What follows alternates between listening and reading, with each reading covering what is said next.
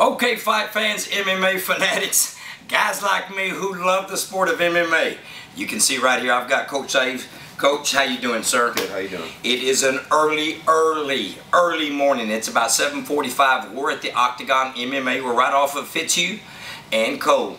We've come over here, Roland's Recap and North Texas Fisticuffs. We come for one reason and just kind of wrap up what Shark Fights 17 was here this past Friday. And Coach, I know you had 4 fighters slated to be on the card, and 3 ended up getting fights.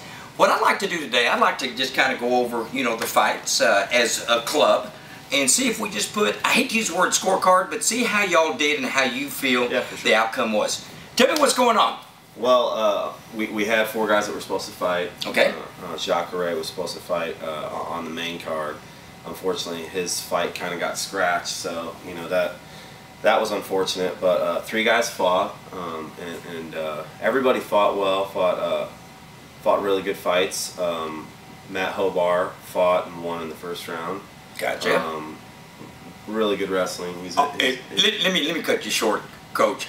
Beautiful display. Yeah. He came out like a Hobar that he was. He took complete control. It was less than a minute. What was it? Minute 36 seconds? I've got it written down. It was something like that. But I'm just really proud of him. He's 3-0 now, and he's just really composed himself. He worked really hard for this camp, and we took Jay Flores very seriously. He's a tough kid. We fought him before, so we didn't overlook him at all.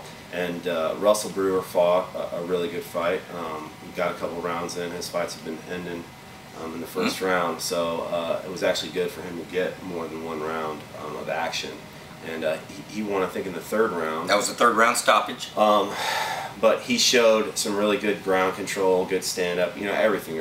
Russell's a very well-rounded fighter. So he improved to 3-0. And then we had Quaint Kemp fought Victor Hernandez. He got caught in an armbar, and I think I mentioned this in the interview before. Victor doesn't have a very good record, but he's a very good fighter. Oh, yes. And he's been fighting for, I think, 10 years.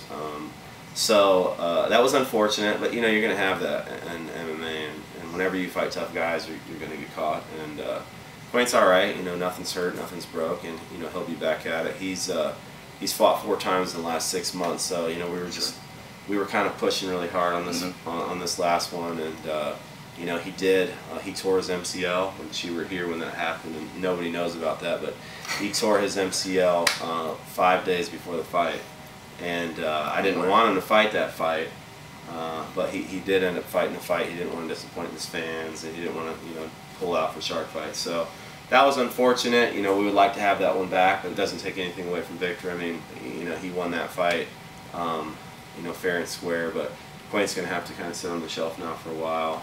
That's a 2-month to 3-month recovery on that. It's not going to require surgery, but definitely something that needs to be taken care of, and he'll be back.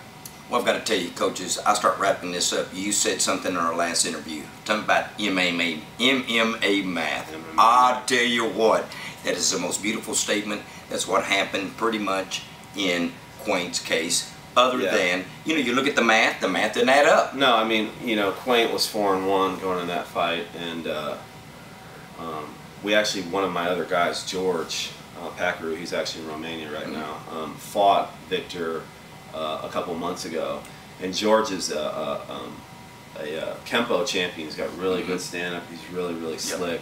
A really good stand-up fighter, and his ground game has been a weak spot for him, something that he really had to work on. And he went to Quaint and Matt and Russell and Clay and some of the other guys on the team to get better.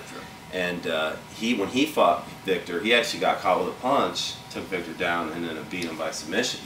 And Quaint does pretty good against George on the ground in the gym. So, but you look at that fight, and anything can happen in a fight, and that's what makes MMA so exciting. That's why people are so drawn to MMA, because anything can happen. It doesn't matter. It just takes just 1 second. So, well, Coach, I want to say good morning to you again, because it's still morning, early morning. I've got to tell you, ladies and gentlemen, this right here, a coach, when he has to evaluate his masterpiece, this is a part that he takes with a brush of what I call improvement, a brush of pride, or a brush of what we call part of the masterpiece. And this is what he's done today. We think Octagon MMA so much.